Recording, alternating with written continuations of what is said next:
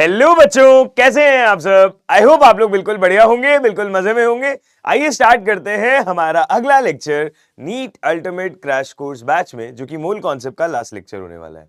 सो जनता, हम आ गए हैं सांद्रता पद की प्रैक्टिस पर, ठीक है, और फिर कुछ अच्छे पीवाईक्यूज की प्रैक्टिस करने के लिए। ठीक है, तो आज की क्लास छोटी होगी, बट आज की क्लास में सिर्फ सवालों की प्रैक्टिस होने वाली है, सांद्रता पद और जितने भी मूल के अच्छे पीवाईक्यूज आए हैं वो। ठीक है, तो आइए एक एक करके बिना टाइम वेस्ट करे शुरू करते हैं, क्योंकि हमारे पास समय कम है और काम ज्यादा है। ठीक है, तो चलिए स्टार्ट करें। हमारे पास में आज हम सबसे पहले करने वाले हैं सांद्रता पदों के बारे में प्रैक्टिस। हम आज सबसे पहले करने वाले हैं सांद्रता पदों के बारे में प्रैक्टिस, और जब ये हो जाएगा हमारा पोर्शन कवर, तब हम लोग बातचीत करेंगे पूरे चैप्टर के पीवाईक्यूज के बारे में। बेटा, अगर इस चैप्टर के बारे में बात करें, सांद्रता पद की प्रैक्टिस के बारे में बात करें, तो हमने ऑलरेडी सभी सांद्रता पद के फॉर्मूले तो डिस्कस कर ही लिए थे। मोलरता क्या होती है, मोललता क्या होती है, परसेंट W बाई W क्या होता है, परसेंट W बाई V क्या होता है ना, V बाई V क्या होता है, मोल भिन्न क्या होता है, सब बताया था मैंने आपको। आज की क्लास में शुरुआत करते हैं उनके क्वेश्चन से, और फिर पीवाईक्यूज में भी इनके कुछ सवाल आएंगे, ठीक है, इन्हीं पे आधारित, तो वहां से आपकी प्रैक्टिस और अच्छी हो जाएगी। चलिए शुरू करें क्या। आइए शुरू करें पहले सवाल से हमारे। तो फर्स्ट क्वेश्चन क्या है, प्लीज ध्यान से सुनिएगा। हम बोलेंगे क्या है हमारा पहला सवाल, प्लीज ध्यान से सुनिएगा। सवाल बोल रहा है कि 6.3 ग्राम ऑक्सैलिक अम्ल को 6.3 ग्राम ऑक्सैलिक अम्ल को 250 ml जल में मिलाने पर 250 ml जल में मिलाने पर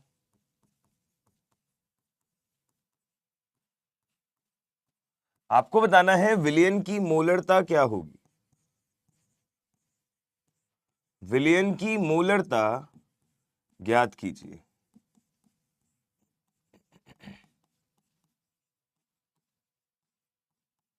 विलयन की मोलरता ज्ञात कीजिए। ठीक है, आपको ये क्वेश्चन सॉल्व करके देना है। मैं आपको ऑक्सैलिक अम्ल का फॉर्मूला बता देता हूं। क्या हो जाएगा हमारे पास में, ये H2C2O4.2H2। ओके, ये हमारे पास में फॉर्मूला है। तो चलिए भाई सवाल को सॉल्व करना शुरू करते हैं और देखते हैं कि कैसे करेंगे ये वाला सवाल। भाई बहुत आसान है, आपसे क्या पूछा गया है, मोलरता पूछी गई है। अगर हमसे मोलरता पूछी गई है तो हमको इस बात का एहसास है कि भैया मोलरता होती है विलेय के मोल अपॉन विलयन का आयतन, है ना, मतलब ऑक्सैलिक एसिड के मोल अपॉन विलयन का आयतन। और विलयन का आयतन हम किस यूनिट में लेते हैं, लीटर में। विलयन का आयतन हम किस यूनिट में लेते हैं भैया, लीटर में। प्लीज ध्यान से देखिएगा, ऑक्सैलिक एसिड के मोल कैसे आएंगे, आपको भार दिया गया है, सो दिया गया भार अपॉन मोलर भार करने से आ जाएगा आंसर। मोलर भार निकालो पहले। मोलर भार क्या हो जाएगा, हाइड्रोजन है 2, कार्बन है 12 पर 2 कार्बन है तो 24, ऑक्सीजन है 16 पर 4 ऑक्सीजन है तो 64, प्लस जल होता है 18 प्लस 2 जल के अणु है तो 2 × 18। तो वैल्यू हो जाएगी 24 और 2 26, 26 प्लस 64 प्लस 36, 64 और 36 हो गया 100, 100 और 26 हो गया 126। तो आंसर आ गया 126 ग्राम प्रति मोल। मोलर भार कितना आ गया, 126 ग्राम प्रति मोल। अगर मोलर भार 126 ग्राम आ गया तो मोल्स क्या हो जाएंगे, दिया गया भार अपॉन मोलर भार, ये तो आ गए ऑक्सैलिक अम्ल के मोल्स, डिवाइडेड बाय विलयन का आयतन कितना है, 250 ml जल है, तो लीटर में कन्वर्ट करने के लिए किससे डिवाइड करेंगे, 1000 से, क्योंकि 1 लीटर में 1000 ml होते हैं। भाई बहुत आसान था। देखो, अगर ये दशमलव हटेगा तो नीचे 0 आएगा, 63 1 जा 63 20 टाइम्स, 0 से 0 कट जाएगा, 25 से 4 गुना कट जाएगा। हम बोलेंगे 1/20 × 1 और ऊपर आ गया 4, आंसर आएगा 1/5 यानी कि 0.2 मोलर। देख पा रहे हो क्या, आंसर आ गया क्या, पक्का, बहुत सही। तो इस तरीके से क्वेश्चन आते हैं हमारे पास में सांद्रता पदों के, जैसे मैंने यहां पे निकाली है मोलरता। आई होप कोई प्रॉब्लम नहीं है किसी को भी। अगले क्वेश्चन पे चला जाए, अगले सवाल पे चला जाए। आइए भाई ध्यान से अगला सवाल करें। क्या कह रहा है नेक्स्ट क्वेश्चन, प्लीज ध्यान से देखिएगा। सवाल कह रहा है KI के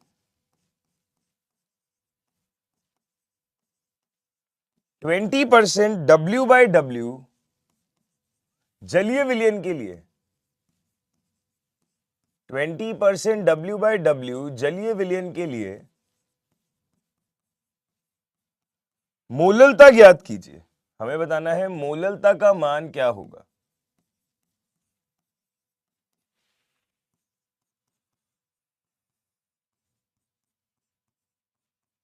अगर मुझे इनके लिए मोललता का मान बताना है, प्लीज ऑप्शंस देखिएगा। पहला ऑप्शन है 1.08, दूसरा ऑप्शन है आपका 1.51, तीसरा ऑप्शन है आपका 1.48, लास्ट ऑप्शन है आपका 1.35। आओ भाई सॉल्व करना शुरू करें क्या। अब देखो ध्यान से, सवाल ने इस बार बोला है 20% W/W। सही है, बहुत अच्छी बात है। अगर 20% W/W है तो प्लीज इस क्वेश्चन को ध्यान से नोट करें।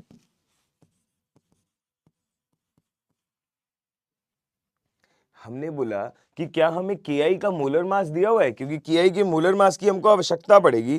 Ki का मोलर मास हमको दिया हुआ है क्या? नहीं, Ki का मोलर मास हमको दिया हुआ नहीं है, हमको कैलकुलेट करना पड़ेगा, जो कि सॉल्व होके आएगा 166। हम अभी के लिए लिख के रख लेते हैं, ठीक है। चलिए बढ़िया। अब ध्यान से देखना, हमें मोललता निकालनी है। मोललता का फॉर्मूला क्या होता है? ध्यान से सोचो, मोललता का फॉर्मूला होता है विलेय के मोल अपॉन विलायक का भार, और वो भी केजी में। और जलीय विलयन है तो अंडरस्टूड है, विलायक तो जल ही है और विलेय Ki है। अगर ये फॉर्मूला मुझे दिया हुआ है तो 20% W/W का क्या मतलब है? प्लीज ध्यान से देखना। इसका मतलब ये है कि 100 ग्राम विलयन में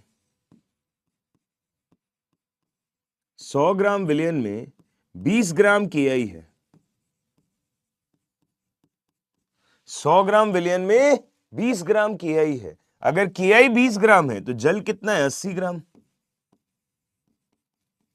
अगर Ki 20 ग्राम है तो जल कितना है? 80 ग्राम। ये चीज है। अगर यही चीज है तो आइए मोललता की बात करें। हम मोललता बोलेंगे Ki के मोल दिया गया भार अपॉन मोलर भार, यानी कि 20/166 डिवाइडेड बाय विलायक का भार। विलायक का भार कितना है? 80 ग्राम। केजी में करना है तो 80/1000, राइट। इस चीज को सॉल्व कर देते हैं।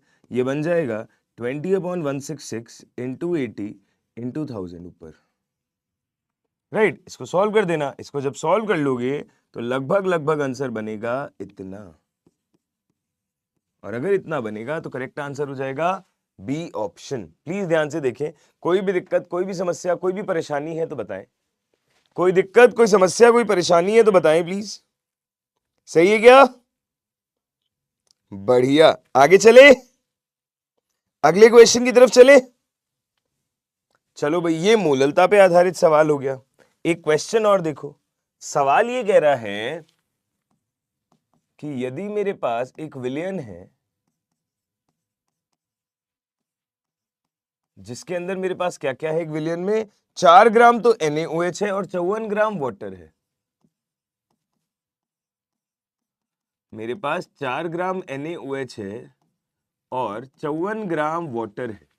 मुझे बताना है NaOH का मोल भिन्न अपॉन वाटर के मोल भिन्न का अनुपात। NaOH अपॉन वाटर के मोल भिन्न का अनुपात। ऑप्शन देखिए, पहला ऑप्शन है 2/15, दूसरा ऑप्शन है 15/2, तीसरा ऑप्शन है 30/1, आखिरी ऑप्शन है 1/30। प्लीज देखें क्या होगा, कैसे होगा। हमारे पास 4 ग्राम NaOH है, 54 ग्राम वाटर है, इन दोनों को मैंने मिक्स किया है। मुझे इनके मोल भिन्न का रेशियो बताना है, ठीक है। अगर मोल भिन्न का रेशियो बताना है तो क्या करेंगे?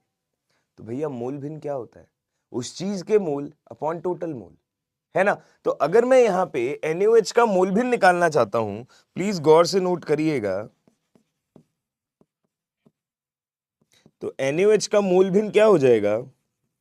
NaOH के मोल अपॉन टोटल मोल, यानी कि NaOH के मोल प्लस वाटर के मोल।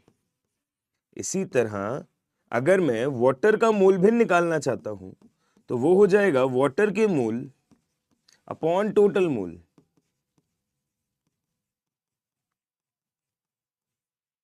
कूल है, ये भी आ गया और ये भी आ गया। अगर ये आ गया और अगर मैं दोनों का रेशो लेना चाहता हूं, अगर भाई मैं दोनों का रेशो लेना चाहता हूं तो प्लीज देखिएगा ध्यान से।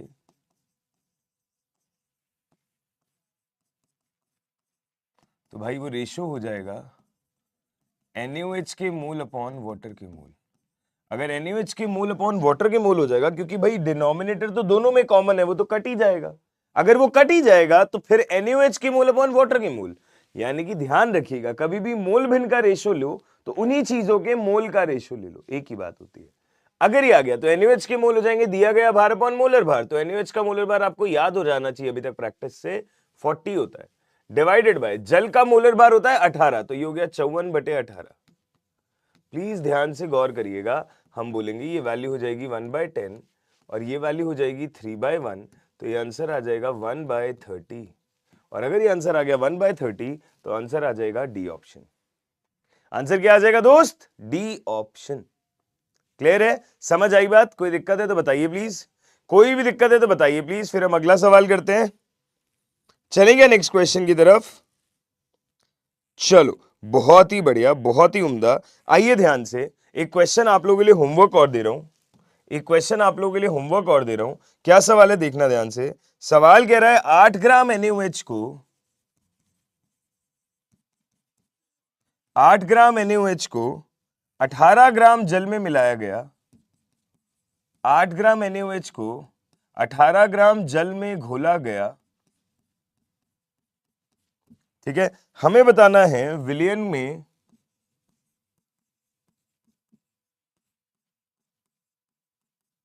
NaOH का मोल अंश तथा मोल भिन्न।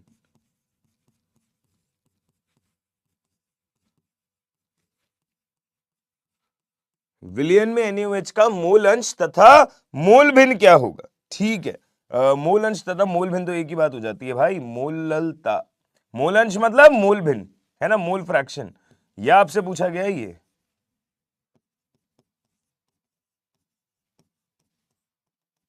ऑप्शन देखिएगा, पहला ऑप्शन है 0.2, 22.2, दूसरा ऑप्शन है 0.2, 11.1, तीसरा ऑप्शन है 0.167, 11.1, आखिरी ऑप्शन है 0.167, 22.2। हमें बताना है इनमें से सही आंसर कौन सा होगा। बढ़िया, ठीक है, बहुत सही, ओके जी, बढ़िया। इसको आप होमवर्क में ट्राई करिएगा। हम आते हैं कुछ नई बातें करने। बेटा अभी तक आप लोगों ने क्या किया है? अभी तक जो पिछले 13 मिनट में मैंने आपको सवाल करवाए हैं और जो पिछली क्लास में आपने पढ़ा था वो ये था कि आपको एक सांद्रता पद दे दिया गया और उससे ही आपने उसकी चीजें निकाल दी। जैसे मास दे दिया तो सिर्फ मोल भिन्न निकाल दिया, है ना, डेटा दे दिया तो सिर्फ मोलरता निकाल दी, डेटा दे दिया तो सिर्फ मोललता निकाल दी। एक सवाल मैंने आपको भी करवाया था कि परसेंटेज W/W देके मोललता पूछ ली, एक सांद्रता पद से दूसरा सांद्रता पद। इस तरीके के और भी बहुत क्वेश्चंस आते हैं जब एक सांद्रता पद देके आपसे दूसरा सांद्रता पद पूछा जाता है, एक सांद्रता पद देके आपसे दूसरा सांद्रता पद पूछा जाता है। तो उस स्थिति में हमें क्या करना होता है, हमें अगर कुछ छोटी छोटी ट्रिक्स पता हो तो हमारे लिए यही काम करना आसान हो जाता है। अगर हमें छोटी छोटी ट्रिक्स पता हो तो हमारे लिए यही काम करना आसान हो जाता है। तो आपको कुछ इंटर कन्वर्जन्स अगर मैं याद करवा दूं तो आप उन्हीं क्वेश्चन को और जल्दी और आराम से कर पाया करेंगे। सिर्फ ज्यादा फॉर्मूले नहीं है, सिर्फ 3 फॉर्मूले हैं। जो ज्यादा सवाल पूछे जाते हैं उनके आधार पे हमने छोटी छोटी सी ट्रिक बनाई हुई है। ठीक है, इसे कहते हैं जाजू सर का जादू। ठीक है, तो छोटी छोटी सी ट्रिक बनाई हुई है, अगर आप इसे यूज करेंगे तो आपका आंसर जल्दी आ जाएगा। जैसे अगर मैंने पहला फॉर्मूला बात करी आपसे तो हम बोलते हैं कि ऐसा कई बार देखा गया है कि परसेंटेज W/W का डेटा देके मोलरता पूछ लेता है या मोलरता का डेटा देके परसेंटेज W/W पूछ लेता है। तो ऐसी स्थिति में हम क्या करेंगे? हम फॉर्मूला बनाएंगे। तो बेटा जी समझिएगा, हम एक फॉर्मूला बोलते हैं, अगर आप ये याद रखें तो आपका काम जल्दी होगा और आपको सवाल में ऐसा डेटा भी मिलेगा। मोलरता इज इक्वल टू 10xd/m0। यहां पे हम x को बोलते हैं परसेंटेज W बाय W का डेटा, D को बोलते हैं विलयन का घनत्व, D को क्या बोलते हैं? विलयन का घनत्व,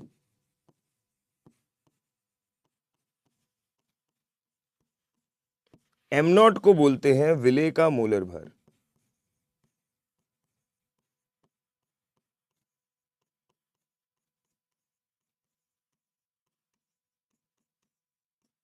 m0 को बोलते हैं विलेय का मोलर भार। ओके जी, बहुत बढ़िया।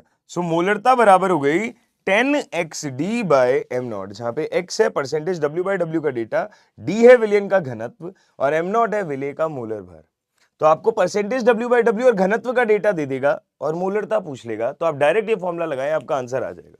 या फिर मोलरता दे दे, घनत्व दे दे, परसेंटेज W बाय W पूछ ले, तब भी आप ये फॉर्मूला लगा सकते हैं और आपका आंसर इजीली आ सकता है। एसी चला लो।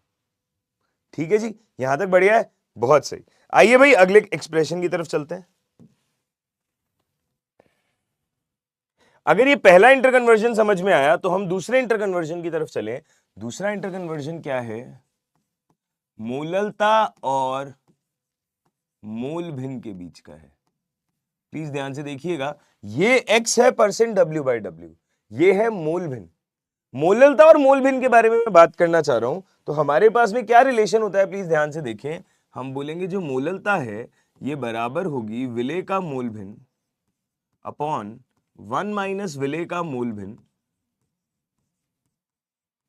इंटू 1000 अपॉन विलायक का मोलर भार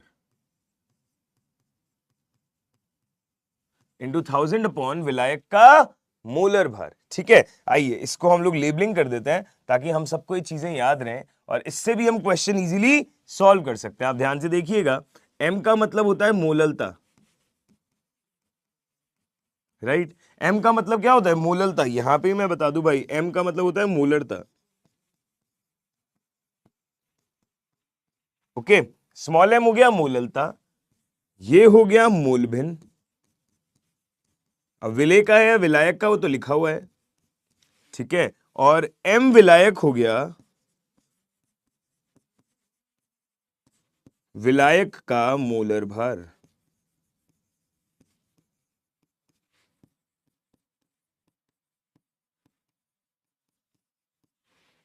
राइट? मोललता हो गई, विलेय का मोल भिन्न हो गया और विलायक का मोलर भार। बढ़िया, बहुत सही। आगे बात करते हैं।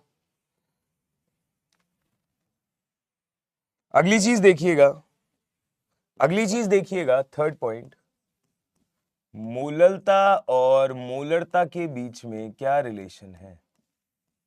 अगली चीज देखिएगा, मोललता और मोलरता के बीच में क्या रिलेशन है, हमको ये बताना है।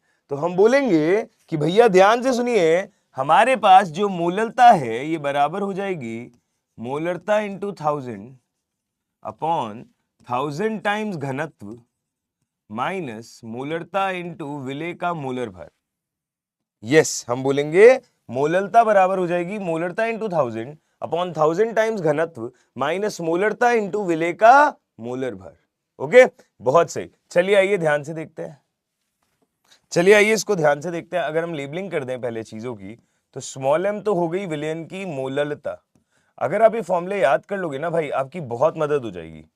कैपिटल M होता है विलयन की मोलरता, D होता है आपके पास विलयन का घनत्व,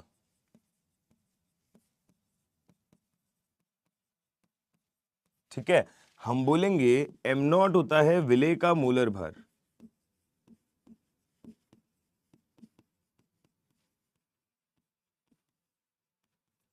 बस। अगर इन चीजों का ध्यान रखोगे तो आपका क्वेश्चन इजीली सॉल्व हो जाएगा। ये 3 एक्सप्रेशंस मैं बोलूंगा आपको याद करने के लिए, थोड़े अनकन्वेंशनल आपको लग सकते हैं, बट अगर आप इन्हें याद कर ले तो आप खुद देखेंगे कि कितने अच्छे रिजल्ट्स आपको मिल सकते हैं। ठीक है, हम क्वेश्चन करके देखते हैं इन पे। इनको लिख के रख लो एक बारी, इनको लिख के रख लो, फिर इन पे सवाल करते हैं एक एक करके।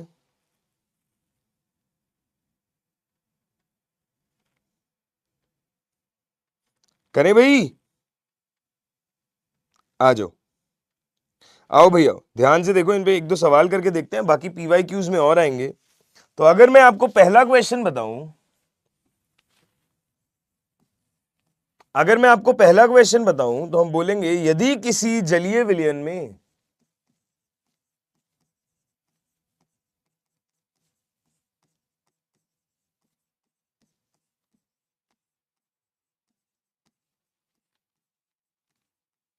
यदि किसी जलीय विलयन में विलायक का मोल भिन्न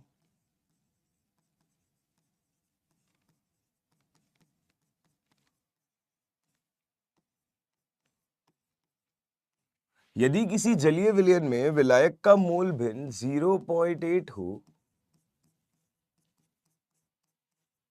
तो उस विलयन की मोललता क्या होगी?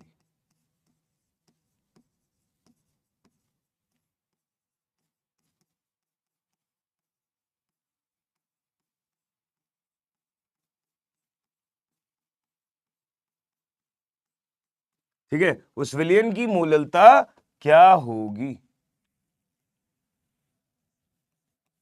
ऑप्शन देखना। पहला ऑप्शन क्या है, प्लीज ध्यान से देखें, 13.88 इंटू 10⁻⁻1। दूसरा ऑप्शन है 13.88 इंटू 10⁻⁻2। तीसरा ऑप्शन है 13.88। आखिरी ऑप्शन है 13.88 इंटू 10⁻⁻3। प्लीज ध्यान से देखें, यदि किसी जलीय विलयन में विलायक का मोल भिन्न जो है वो कितना है, 0.8 है, तो उस विलयन की मोललता क्या होगी?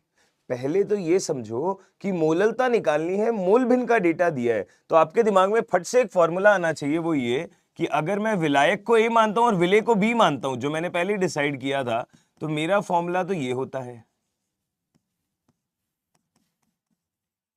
अपॉन विलायक का मोलर भार। ये बात सही है ना? जहां पे हम ये मान के चलते हैं कि ए मतलब विलय और बी का मतलब विलायक। ये हमने सांद्रता पद की शुरुआत में चीज को पक्का कर लिया था।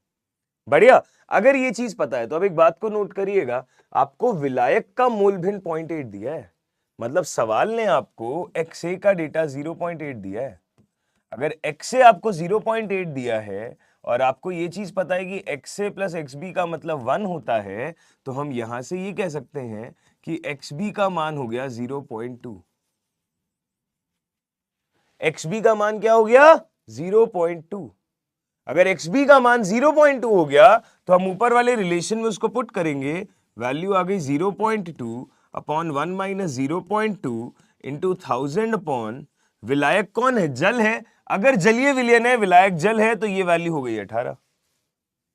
अब बेटा प्लीज एक जानकारी के लिए चीज नोट करना, ये रेशियो आपको जब भी दिख जाए ना लाइफ में, इसकी वैल्यू याद रखिएगा, ये होता है 55.55।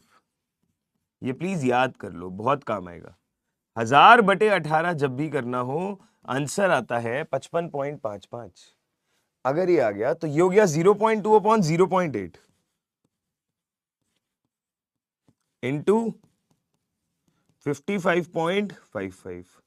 इससे इसको काटा 4 टाइम्स। अगर इससे इसको काटा 4 टाइम्स तो वैल्यू आ गई 55.55 डिवाइडेड बाय 4। इसे सॉल्व करोगे आंसर आएगा लगभग 13.88 मोलल। और लगभग अगर 13.88 मोलल आएगा तो करेक्ट आंसर हो जाएगा सी ऑप्शन। करेक्ट आंसर क्या हो जाएगा? C option. प्लीज ध्यान से देखें। कोई दिक्कत, कोई समस्या, कोई परेशानी? ठीक है, चलिए आइए अगला सवाल करके देखिए क्या। आओ भाई एक सवाल और करके देखते हैं, थोड़ा सा डिफरेंट है वो इन फॉर्मूलों से, थोड़ा सा डिफरेंट है, ध्यान से देखिएगा। सवाल कह रहा है यदि ग्लूकोज के जलीय विलयन में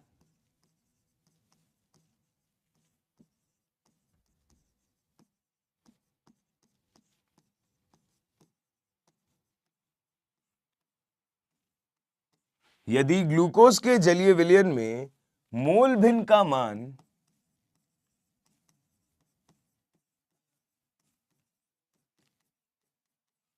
यदि ग्लूकोज के जलीय विलयन में मोल भिन्न का मान 0.1 हो, ठीक है, ग्लूकोज के जलीय विलयन में मोल भिन्न का मान 0.1 हो, तो जल की भार प्रतिशतता तो जल की भार प्रतिशतता कितनी होगी? जल की भार प्रतिशतता कितनी होगी?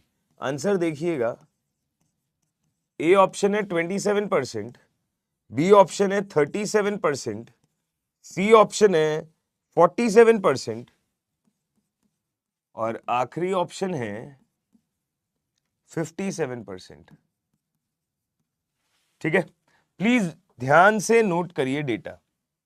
सवाल कह रहा है यदि ग्लूकोज का जलीय विलयन है, तो यानी कि मेरे पास में ग्लूकोज प्लस H2O है।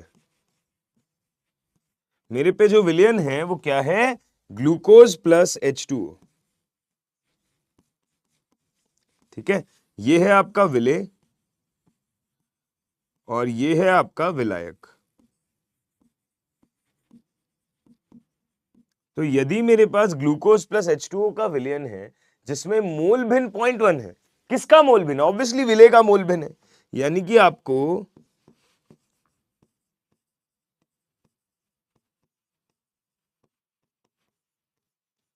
ग्लूकोज का मोल भिन्न 0.1 दिया हुआ है। हमसे पूछा जा रहा है परसेंटेज W/W ऑफ वाटर। देखो ध्यान से देखो, अगर मैं ग्लूकोज का परसेंट W/W निकाल दूं तो, अगर मैं ग्लूकोज का परसेंट W/W निकाल देता हूं तो 100 माइनस करके वाटर का परसेंट W/W आ जाएगा। ये मैं इसलिए कह रहा हूं क्योंकि ग्लूकोज का डेटा मुझे पता है, या मैं वाटर का डेटा वहां से मोल भिन्न का निकाल लूं और वाटर का परसेंट W/W निकाल लूं। जैसे कि मैं ये कर सकता हूं, अगर W/W मुझसे जल का पूछा है तो मैं ये कह दूं कि भाई अगर ग्लूकोज का मोल भिन्न 0.1 है तो जल का मोल भिन्न ऑब्वियसली 1 माइनस ग्लूकोज का मोल भिन्न हो जाएगा, क्योंकि टोटल सम तो हमेशा 1 ही होता है, तो वैल्यू आ जाएगी 0.9। बेटा इस चीज का अर्थ मैं ये कह सकता हूं क्या कि एक मोल विलयन में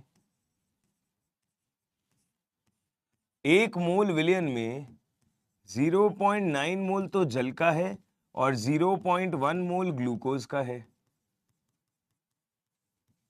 इसका मतलब यही तो होता है भिन्न का।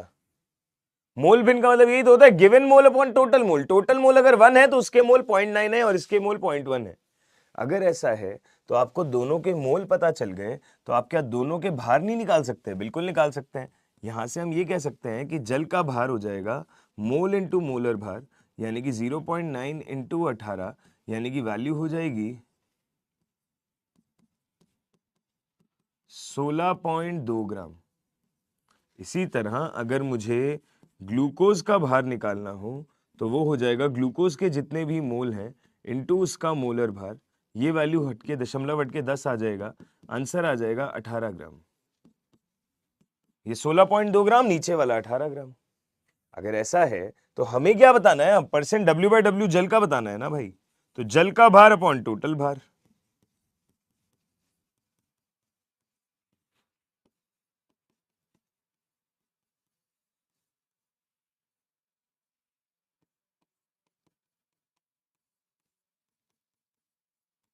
आंसर क्या हो जाएगा? 16.2 अपॉन 18 प्लस 16.2 इंटू 100। सॉल्व करके आंसर आ जाएगा, बिल्कुल आ जाएगा। आप प्लीज ऑप्शन निकालिएगा और आंसर बताइएगा। तो इस तरीके से ना ऑन द स्पॉट दिमाग भी लगाना पड़ सकता है बहुत सारे सवालों में, क्योंकि ऐसा नहीं होता कि हमेशा चीजें आपके कंसर्न वाली ही आएंगी कि भाई ये फॉर्मूला रट लिया तो उससे आंसर आ गया। चांसेस हैं कि उनसे ज्यादा पूछे जाते हैं सवाल। अभी आप ईवाईक्यूज में भी देखना, तो मैंने वो तो आपको बता ही दिया, बट स्टिल अगर कोई अचानक से नया टाइप का सवाल आ जाए तो हर बार फॉर्मूला रटने की जरूरत नहीं, आप कॉमन सेंस से भी चला सकते हैं चीजें। ठीक है, उसको सॉल्व कर देंगे, आंसर बन जाएगा। क्लियर है क्या? बहुत अच्छी बात है। ठीक है, तो बेटा इसके साथ में मेरी तरफ से ये चैप्टर होता है समाप्त। अब हम आते हैं इस चैप्टर के पीवाईक्यूज की तरफ, एक एक करके क्वेश्चन को ट्राई करते हैं। ठीक है, प्लीज ध्यान से देखिएगा। बेशक सवाल इंग्लिश में जरूर है, बट मैं आपको समझाता हुआ चलूंगा और हम सवालों को एक एक करके डन कर लेंगे।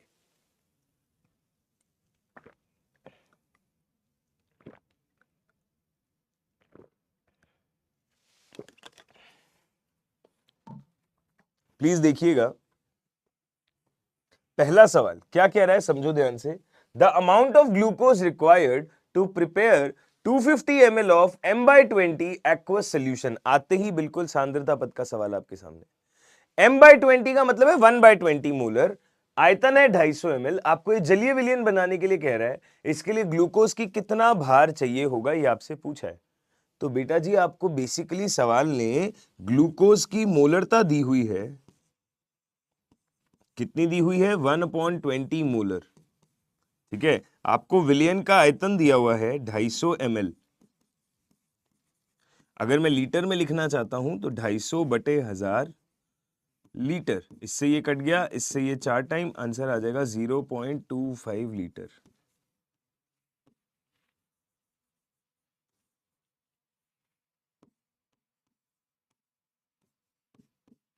ठीक है, ये मोलरता आ गई, ये आयतन आ गया। हमें बताना है ग्लूकोज का भार कितना होगा। तो मेरी बात को ध्यान से सुनिएगा, हम ये कह सकते हैं क्या कि मोलरता क्या हो जाएगी, ग्लूकोज के मोल अपॉन विलयन का आयतन, और वो भी लीटर में।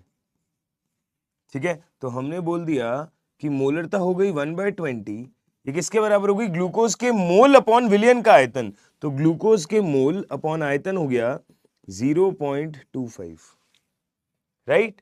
अगर ये चीज हो गई तो हम बोलेंगे ग्लूकोज के मोल कितने हो जाएंगे, 0.25 इंटू 1/20, ये हटेगा, नीचे 100 आएगा, इससे ये 4 गुना घटेगा, आंसर आएगा 1/80 मोल।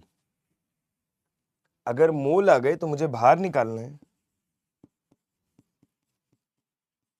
भार क्या हो जाएगा, ग्लूकोज के मोल इंटू मोलर भार।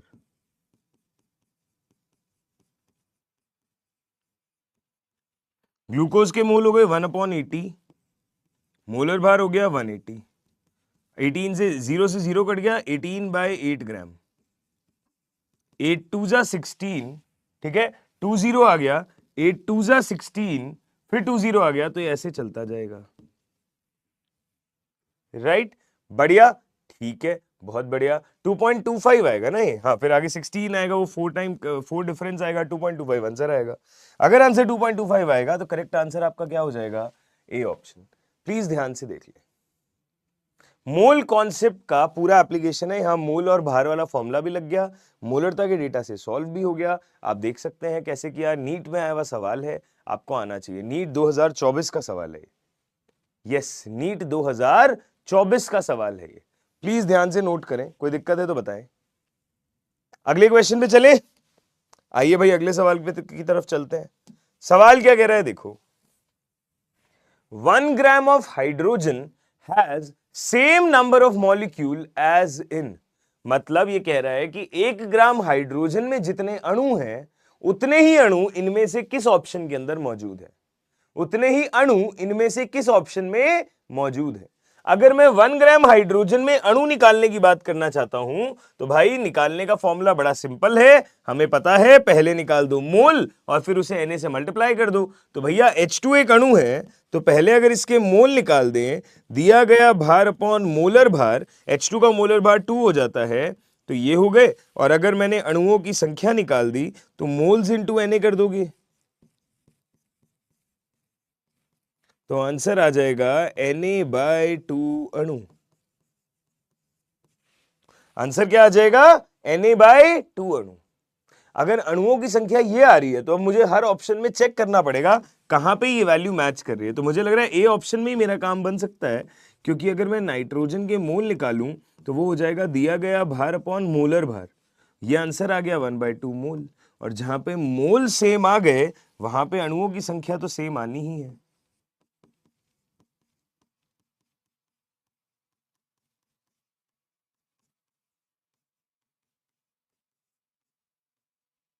राइट, देखना ध्यान से, ये हो गया तो आंसर यहीं पे मैच कर गया।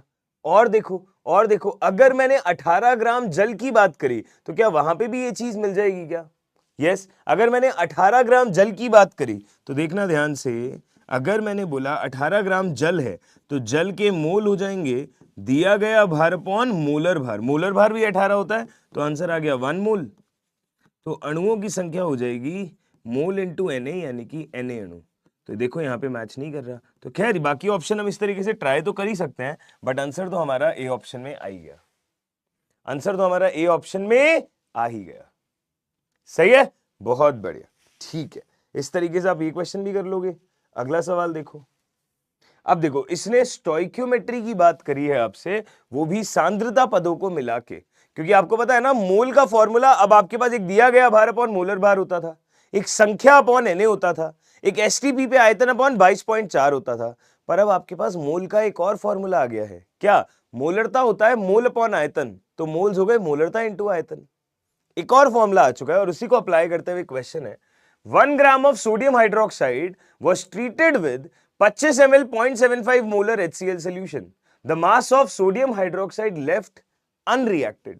मतलब शेष भार कितना बचेगा सोडियम हाइड्रोक्साइड का, ये हमको बताना है। कितना भार शेष बचेगा, मतलब NaOH और HCl की अभिक्रिया हो रही है, NaOH एंड में कितना बच जाएगा वो बताना है। दोनों का डेटा दिया हुआ है, NaOH और HCl है, तो अब आप सबको बताए तो अम्ल क्षार अभिक्रिया है, तो प्रोडक्ट तो बनेगा लवण और जल। अगर मैं अभिक्रिया की बैलेंस होने की बात करूं तो यहां पे भी 2 लगाने की जरूरत नहीं है, सब कुछ बैलेंस्ड ही है। अगर सब कुछ बैलेंस है तो अब डेटा देखें, सोडियम हाइड्रोक्साइड है 1 ग्राम। अगर मैंने HCl की बात करी तो 25 ml 0.75 मोलर HCl, तो हम बोलेंगे 0.75 यानी कि इंटू 25 ml, तो 25 डिवाइडेड बाय 1000, ये कट के आएगा 100। ठीक है, 25 तिया 25 चौका, 25 से कम 25 से 40 टाइम, वैल्यू आ गई 3/160 मोल। ठीक है, ये वैल्यू आ गई 3/160 मोल, क्योंकि हमें पता होता है कि मोल्स क्या हो जाते हैं, मोलरता इंटू आयतन इन लीटर, मैंने उस फॉर्मूले से बात करी है। और यहां पे मोल का फॉर्मूला हो जाएगा दिया गया भार अपॉन मोलर भार। ठीक है, यहां पे NaOH के मोल कितने आ जाएंगे, दिया गया भार अपॉन मोलर भार, तो 1/40 मोल। ओके, ये दोनों डेटा मुझे दिए हुए हैं। सवाल कह रहा है बताइए NaOH कितना ग्राम बचेगा। तो बेटा जब रिएक्टेंट में एक से ज्यादा चीज का डेटा दिया हो तो आपको सिखाया हुआ है सीमांत अभिकर्मक देखना पड़ता है, वही बताता है कि प्रोडक्ट कितना बनेगा और दूसरा रिएक्टेंट कितना बचेगा। पर यहां पे आपको एक ट्रिक बताता हूं, आपको LR चेक करने की जरूरत ही नहीं, क्योंकि आपको पता है कि भाई NaOH ही पूछा है तो HCl हो सकता है LR हो, बट रिस्क नहीं लेने का, क्योंकि एक ऑप्शन 0 भी है, तो हो सकता है ये LR हो तो ये पूरा 0 ही हो जाएगा। चेक कर लो। चेक कैसे करोगे LR के लिए, आपको पता है सैद्धांतिक मोल अपॉन स्टोइक्योमेट्रिक मोल का अनुपात लिखेंगे दोनों के लिए। अगर NaOH की बात करेंगे तो 1/40 डिवाइडेड बाय 1, और अगर HCl की बात करेंगे तो 3/160 डिवाइडेड बाय 1। ठीक है जी, बहुत अच्छी बात है। अब दोनों को कंपेयर कैसे करें, ये है 1/40, ये है 3/160। आप चेक कर लेना वैल्यू निकाल के, ये वैल्यू आएगी मिनिमम। अगर ये वैल्यू आएगी मिनिमम तो HCl आपका बनेगा LR। अगर HCl आपका LR बनेगा तो हम बोलेंगे ये पहले 0 हो जाएगा। अगर ये पहले 0 हो जाएगा यानी कि ये डिसाइड करेगा कि ये कितना बनेगा और ये कितना बचेगा। आप देख सकते हैं इसके 1 मोल पे अगर इसका 1 मोल बन रहा है, सो 3/160 मोल पे इसका भी 3/160 मोल बनेगा। तो भाई लेके 1/40 चले थे, एंड में बचा कितना, 3/160, है ना। तो 1 मोल पे 1 मोल क्रिया कर रहा है तो इतने पे इतना ही मोल क्रिया करेगा, लेके इतना चले थे तो बचेगा कितना, इतना, जो क्रिया कर जाएगा वो रह जाएगा। तो भाई आंसर क्या हो जाएगा, इसको सॉल्व कर लीजिए। मैंने 1/40 माइनस 3/160 को सॉल्व करना है, तो हमने बोला NaOH के मोल शेष कितना रह गया, 1/140 माइनस 3/160। हमने 1/40 माइनस 3/160, मैंने यहाँ पे 1/40 अगर कॉमन ले लिया तो 1 माइनस 3/4 आंसर आ जाएगा अंदर, है ना। अगर 1/40 कॉमन ले लिया सो 1 माइनस 3/4 आ जाएगा, तो वैल्यू हो जाएगी 1/40 इंटू 1/4, आंसर आएगा 1/160 मोल। अगर मोल्स आ जाएंगे 1/160 तो हम बोलेंगे NaOH का भार क्या हो जाएगा, शेष। NaOH का शेष भार क्या हो जाएगा, जो भी उसके शेष मोल आएंगे इनटू उसका जो भी मोलर भार होगा। तो भाई NaOH के शेष मोल आ गए 1/160, और NaOH का मोलर भार होता है 40, 0 से 0 कैंसिल, 1/4 ग्राम यानी कि 0.25 ग्राम। अब आप कहोगे सर इतनी कैलकुलेशन, तो हाँ बेटा देखो आपकी आंखों के सामने है, इतना तो करना पड़ेगा। अगर 0.25 ग्राम है, ऑप्शन मिलीग्राम में दिया हुआ है, तो इंटू 1000 कर देंगे, आंसर आ जाएगा 250 मिलीग्राम। क्यों? क्योंकि बेटा 1 मिलीग्राम जो होता है ना, ये 10 की घात -3 ग्राम होता है। तो आप यहां से कह सकते हैं 1 ग्राम जो होता है ना, 1000 मिलीग्राम के बराबर होता है। बस आप उससे सॉल्व कर लेंगे, आपका आंसर आ जाएगा 250 mg, यानी कि बी ऑप्शन। प्लीज देखो, शेष भार जो NaOH का है वो कितना आ गया आपका? 250 मिलीग्राम हो जाएगा। सही है जी, बहुत बढ़िया, बहुत अच्छी बात है। आगे चलते हैं, अगले क्वेश्चन पे चलते हैं। चलिए जी, अगले टाइप का सवाल अगर हमें करना है तो देखिएगा ये वाला सवाल। कुछ कुछ क्वेश्चन बीच में मैं छोड़ रहा हूं आप लोगों के लिए, जो एक जैसे हैं, आप लोग उन्हें घर पे ट्राई करके देख सकते हैं। ठीक है, अगला सवाल देखिएगा।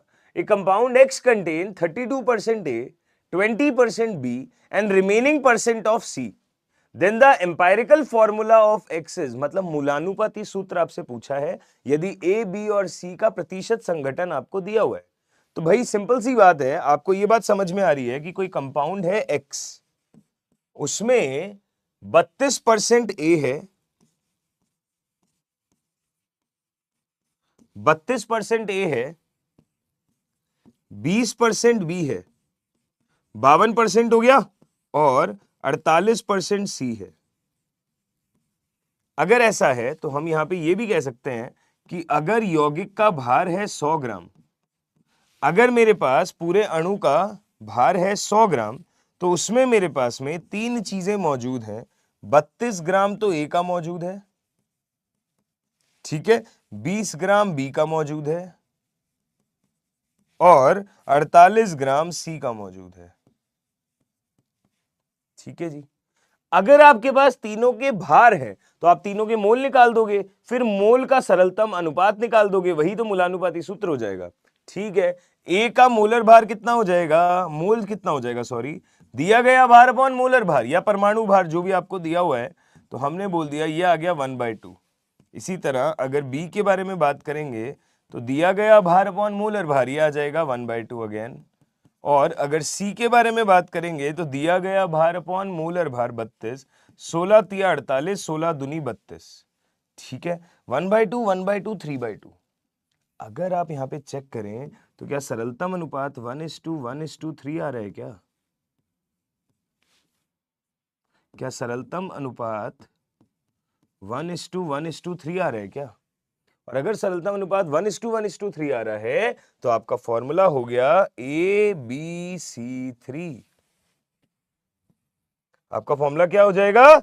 AbC3, यानी कि बी ऑप्शन हो जाएगा आपका राइट आंसर। प्लीज चेक करिए ध्यान से, प्लीज चेक करिए ध्यान से। कोई दिक्कत है तो बताएं, कोई भी समस्या है तो समझाएं। हमने वो टेबल ना बना के इस बार डायरेक्ट कर दिया कि भाई भार मान लिया, मोल निकाल दिए, सरलतम अनुपात निकाल दिया। ऐसा नहीं है आपको ये चीज आती नहीं है, आपको सिखाई गई है, मैंने सिखाई है आपको ये चीज करनी, है ना? बढ़िया, अगले सवाल की तरफ चलेंगे। आइए भाई नेक्स्ट क्वेश्चन की तरफ चलते हैं। ध्यान से देखना, ये रहा प्रतिशत शुद्धता पे सवाल। ऐसी कोई प्रोफाइल नहीं होगी जो आपने क्लास में करी ना हो, ऐसा कोई सवाल का टाइप नहीं होगा जो आप कहो सर एकदम नया सा आ गया, हमने तो क्लास में करा ही नहीं था ऐसा सवाल। ठीक है, ट्रस्ट मी, ऐसा सवाल नहीं आ सकता जो आपने क्लास में ना करा हो। हर सवाल मिलता जुलता ही आएगा, वैसा ही आएगा, अभी टेस्ट में नहीं, नीट के पेपर तक में। ठीक है, तो इस चीज का आपको भरोसा रखना है, मैं हमेशा कहता हूं, इसीलिए PYQs लाया हूं ताकि आपको कॉन्फिडेंस आ पाए। प्लीज ध्यान से देखिएगा। The right option for the mass of CO2 produced by heating 20 gram of 20% pure limestone. 20% pure limestone, 20 ग्राम का 20% शुद्ध लाइमस्टोन है। लाइमस्टोन होता है ये चूना, ठीक है। कितना CO2 बनेगा ये आपको बताना है, रिएक्शन आपको दी हुई है, तो आप प्लीज ध्यान से नोट करें। आपको मैंने एक लाइन सिखाई थी कि अभिक्रिया में हमेशा शुद्ध भार ही इस्तेमाल होता है, और इसीलिए अभिकर्मक के लिए हमको प्रतिशत शुद्धता का मान दिया जाता है।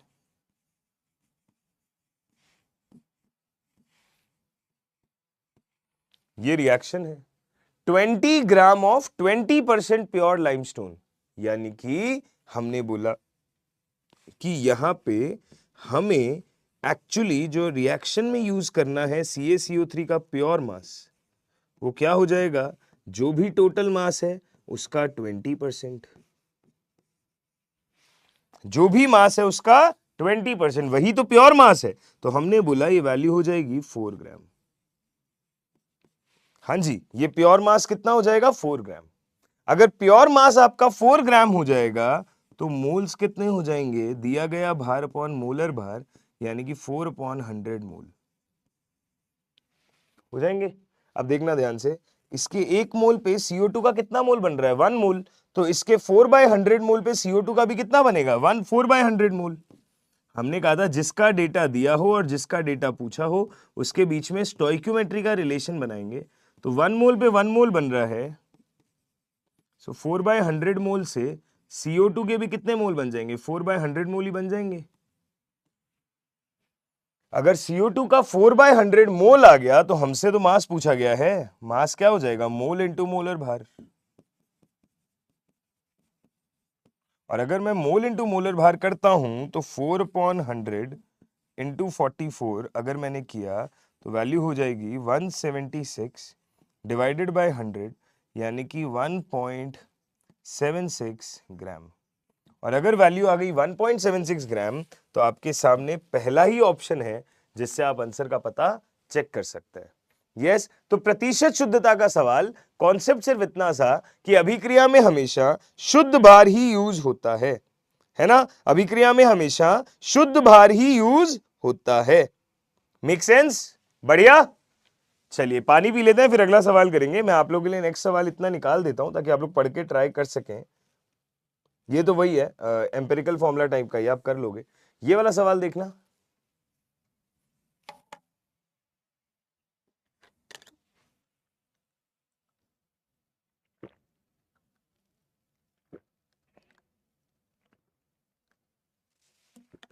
अगले चैप्टर से बेटा हिंदी में सवाल लाएंगे, बट प्लीज इस बार एडजस्ट कर लो।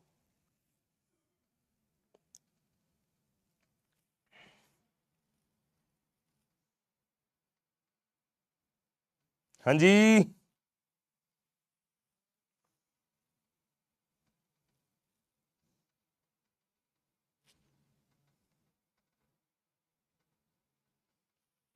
करे डिस्कस।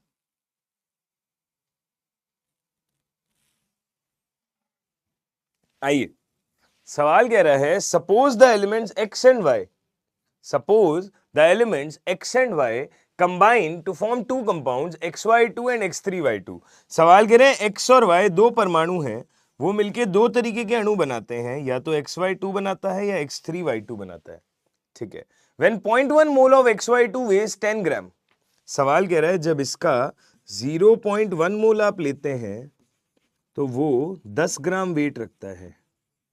जब इसका 0.1 मोल वेट लेते हैं तो वो 10 ग्राम रखता है, और जब इसका 0.05 मोल लेते हैं हम तो वो 9 ग्राम रखता है वेट। इसके 0.1 मोल का वेट 10 ग्राम है, 0.05 मोल का वेट 9 ग्राम है। हमें एक्स और वाई का परमाणु भार बताना है। अगर एक्स और वाई का परमाणु भार बताना है तो मैंने ऐसा मान लिया कि आइए हम ये अज्यूम कर लेते हैं कि एक्स का एटॉमिक मास है ए और वाई का परमाणु भार है बी। एक्स का परमाणु भार ए है और वाई का परमाणु भार बी है। अगर ऐसा है तो इसका मोलर भार क्या हो जाएगा, XY2 का मोलर भार हो जाएगा A प्लस 2B, और X3Y2 का मोलर भार क्या हो जाएगा 3A प्लस 2B। राइट, अगर ये हो गया तो आप देखो ध्यान से, आपके पास मोल है, आपके पास मास है, आपके पास मोल है, आपके पास मास है। मोल हो जाएगा दिया गया भार अपॉन मोलर भार, हो जाता है। तो मोलर भार क्या हो गया, प्लीज ध्यान से देखें, हमें पता है मोल होता है दिया गया भार अपॉन मोलर भार, तो मोलर भार हो जाएगा दिया गया भार अपॉन मोल। प्लीज ध्यान से नोट कर लीजिए, मोलर भार क्या हो गया, दिया गया भार अपॉन मोल। हो गया क्या, अगर दिया गया भार अपॉन मोल हो गया तो हमने इसी मोलर भार को और क्या लिख दिया, दिया गया भार अपॉन मोल। ठीक है, इसी तरह नीचे वाली इक्वेशन देख लें,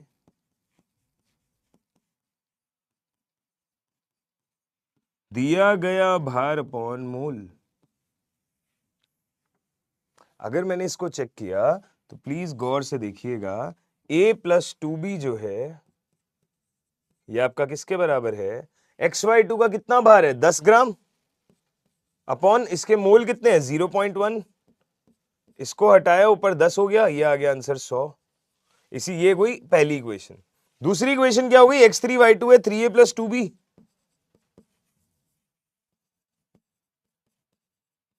ये वैल्यू क्या हो गई, भार अपॉन मोल, भार कितना है 9, मोल है 0.05, ये झटेगा ऊपर 100 आएगा, ये कटेगा 20 टाइम्स, ये आंसर आएगा 180 ग्राम, मतलब 180। ये हो गई हमारी सेकंड इक्वेशन। पहली इक्वेशन ये, सेकंड इक्वेशन ये। अब आप देखिए ध्यान से, a प्लस 2b है 100 और 3a प्लस 2b है 180।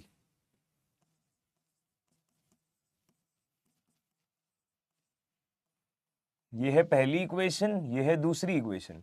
अगर हम 2 माइनस 1 कर दें तो हमारे पास में इससे ये कट माइनस, इससे ये माइनस, इससे ये माइनस, तो आंसर आएगी 2a इज इक्वल टू 80, तो a is equal to 40। a आ गया 40, अगर a 40 आ गया किसी में भी पुट कर दो, ऊपर वाली इक्वेशन में पुट कर दोगे तो 2b हो गया 100 माइनस a, यानी कि 100 माइनस 40 60, तो b आ जाएगा 30। तो a आ गया 40 और b आ गया 30, मतलब x का मोलर भार 40 और y का मोलर भार 30। आंसर आ गया a ऑप्शन। x का मोलर भार 40 और y का मोलर भार 30, आंसर आ गया a ऑप्शन। देख सकते हैं आप लोग ध्यान से, कोई दिक्कत तो नहीं है, बढ़िया, बहुत सही। चलिए यहां तक की भी बातें हो गई, अच्छी बात है। ओके, एक सवाल और करते हैं।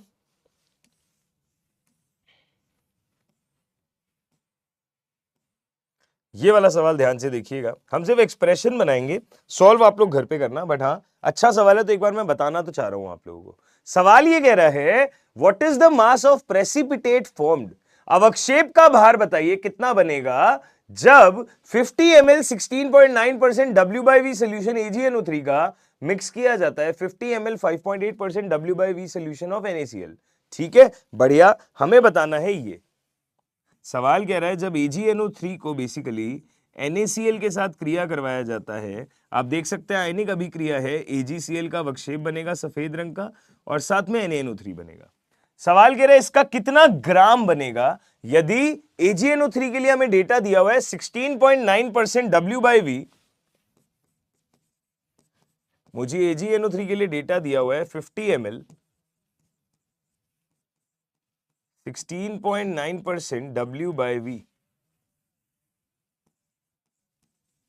इसी तरह मेरे पास NaCl का जो डेटा दिया हुआ है वो दिया हुआ है 50 ml और 5.8% W/V, राइट, ये चीज है मेरे पास। बेटा इसको इंटरप्रेट करो, क्योंकि हम तो मोल चलाते हैं अभिक्रिया में, मोल तक इससे कैसे पहुंचेंगे बस ये दिमाग लगाना है। तो हमने बोला AgNO3 के इस डेटा का क्या मतलब है, प्लीज ध्यान से देखें, हम यहां पे इस रिएक्शन को पढ़े रहने देते हैं, इधर बात करते हैं। हम AgNO3 के लिए क्या कह सकते हैं,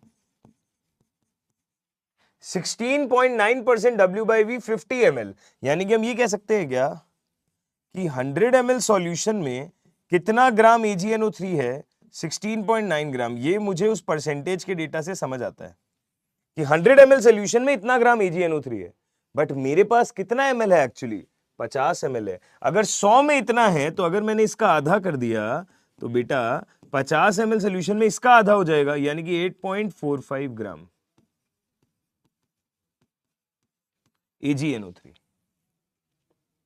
सही है, बढ़िया, ये AgNO3 का भार आ गया। अगर AgNO3 का भार आ गया तो यहां से AgNO3 के मोल्स आ जाएंगे मोलर भार से डिवाइड करके, बिल्कुल आ जाएंगे। इसी तरीके से हम नीचे वाले डेटा को इंटरप्रेट करें, 5.8% W/V का क्या मतलब है कि भैया 100 ml सोल्यूशन में 5.8 ग्राम NaCl है। अगर NaCl का भार है तो NaCl के मोल आ जाएंगे क्या, बिल्कुल आ जाएंगे, पर हमें तो 50 ml की बात करनी है, क्योंकि हमें 50 ml दिया है तो इसका आधा करा तो इसका भी आधा हो जाएगा, यानी कि 2 2 जा, ठीक है, 2.9 ग्राम। अगर NaCl का भार आ गया तो NaCl के मोल निकाल दीजिए, दिया गया भार अपॉन मोलर भार। दोनों के मोल्स आ गए। अगर दोनों के मोल्स आ गए तो दोनों का डेटा रख देंगे, एलआर निकाल देंगे, उससे एजीसीएल के मोल आ जाएंगे। एजीसीएल के मोलर भार से मल्टीप्लाई करते ही एजीसीएल का भार आ जाएगा। आप सॉल्व करिएगा, आंसर क्या आएगा वो चेक करिएगा। ठीक है, मैंने एक्सप्रेशन बता दिया है, आई गेस आप लोग कर पाएंगे इसको। इजी है, बढ़िया है, ठीक है। अगला सवाल कौन सा करें, ये देख लो। इजी इजी से सवाल है, हमारा आखिरी सवाल है। बचे हुए सवाल आप लोग होमवर्क में ट्राई करिएगा। सवाल मैंने यहां पे डाल रखे हैं, सब टाइप्स हमने कवर करा हुआ है, सब कुछ। When 22.4 liter of H2 is mixed with 11.2 liters of Cl2 at STP, the moles of HCl will be। बेटा सिंपल सी बात है, रिएक्शन है ये H2 प्लस Cl2 और इससे बन रहा है HCl। हमें मोल की जगह HTP का डेटा दिया है, तो हम यहां पे भी मोल्स निकाल देंगे 22.4 से डिवाइड करके, यहां भी मोल्स निकाल देंगे 22.4 से डिवाइड करके। तो हाइड्रोजन के मोल हो गए 22.4 अपॉन 22.4, यानी कि मोल आ गए 1 मोल। और हाइड्रोजन के लिए हो जाएगा 11.2 लीटर डिवाइडेड बाय 22.4, तो ये हो जाएगा 0.5 मोल। अब बेटा मोल्स आ गए, सीमांत अभिकर्मक निकाल दो और उससे HCl कितना बनेगा बता दो। सही है, इजी है, बढ़िया, बहुत सही। एक क्वेश्चन और करवाना है मुझे बस, बाकी आप लोग घर से आराम से ट्राई करिएगा। ये वाला सवाल है ना, 2 बार प्रिंट हो गया, एक बार हटा देते हैं। दिस क्वेश्चन, ये और बताना है मुझे क्या कह रहा है क्वेश्चन, प्लीज ध्यान से देखना। अच्छा सवाल है, आखिरी सवाल है हमारा।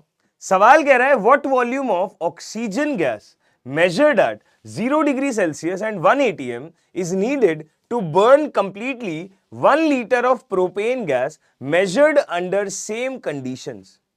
सवाल पहली बात ये कह रहा है कि प्रोपेन को जलाने के लिए ऑक्सीजन का कितना आयतन लगेगा। तो प्लीज बेटा अगर जलाना है प्रोपेन को तो आपको यह समझ में आ रहा है कि क्या ये एक दहन की अभिक्रिया है, और मैं आपको ऑलरेडी सिखा चुका हूं दहन की अभिक्रिया को कैसे सॉल्व करते हैं, राइट। तो ये हो जाएगा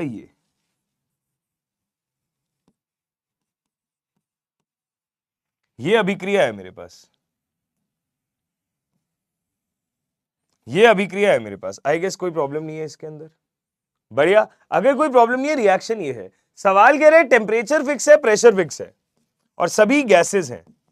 प्रेशर है 1 atm, टेम्परेचर है 0 डिग्री सेल्सियस यानी कि 273 केल्विन, और अगर सारी चीजें ही गैसेस हैं, सब कुछ गैस है, तो हमें पता है कि गैसेस के लिए PV इक्वल टू nRT लागू होता है। अब R आपका फिक्स होता है। सवाल ने कह दिया प्रेशर भी फिक्स है, टेम्परेचर भी फिक्स है, क्योंकि क्वेश्चन कह रहा है अंडर सेम कंडीशन, मतलब दाब और ताप की कंडीशन सेम है। तो बेटा आपको यहां से ये समझ में आ रहा है क्या कि वॉल्यूम और मोल एक दूसरे के क्या हो गए, समानुपाती। अगर प्रेशर सेम है हमेशा, टेम्परेचर सेम है हमेशा, R हमेशा सेम रहता है, तो वॉल्यूम और मोल एक दूसरे के समानुपाती हो गए। मतलब जैसे हम मोल रिलेट करते थे वैसे ही हम अब आयतन भी रिलेट कर सकते हैं। जैसे मोल रिलेट करते थे वैसे ही हम आयतन भी रिलेट कर सकते हैं। मतलब मैं कहता था इसका 1 मोल इसके 5 मोल से क्रिया करके इसके 3 मोल बनाता है और इसके 4 मोल बनाता है। अब मैं ये भी कह सकता हूं कि इसका 1 लीटर इसके 5 लीटर से क्रिया करके इसके 3 लीटर बनाता है और इसके 4 लीटर बनाता है, पर जब प्रेशर टेम्परेचर फिक्स हो। ठीक है, अब सवाल क्या कह रहा है, सवाल कह रहा है ऑक्सीजन का कितना आयतन चाहिए होगा अगर 1 लीटर प्रोपेन को जलाना है। तो बेटा 1 लीटर मतलब स्टोइकियोमेट्री से दिख रहा है, इसका 1 मोल पे 5 मोल क्रिया कर रहा है, तो 1 लीटर पे 5 लीटर क्रिया करेगा। ऑक्सीजन का आयतन ही तो पूछा है, तो कितना लीटर हो जाएगा, 5 लीटर। आंसर आ जाएगा डी ऑप्शन, राइट। सही है, तो आप आयतन और मोल को समानुपाती चला के आप बोल सकते हैं कि क्योंकि 1 मोल प्रोपेन पे 5 मोल ऑक्सीजन के क्रिया कर रहे हैं, तो हम ये भी कह सकते हैं कि 1 लीटर प्रोपेन पे 5 लीटर ऑक्सीजन का क्रिया कर रहा है। आंसर आ गया डी। तो इसी के साथ हम अपने चैप्टर को देते हैं श्रद्धांजलि। मुझे लगता है आपको मूल कॉन्सेप्ट बढ़िया से समझ आया होगा। हमने समय लगा के तरीके से चीजों को किया है, हर तरीके का सवाल क्लास में किया है। आप लोगों के पास यहाँ पे PYQs छोड़ के जा रहा हूं, आप इनको प्रैक्टिस करिएगा, बाकी आपके पास मॉड्यूल होगा ही। मिलते हैं नेक्स्ट क्लास में एक नए चैप्टर के साथ मंडे से। तब तक के लिए thank you so much, take care, bye bye.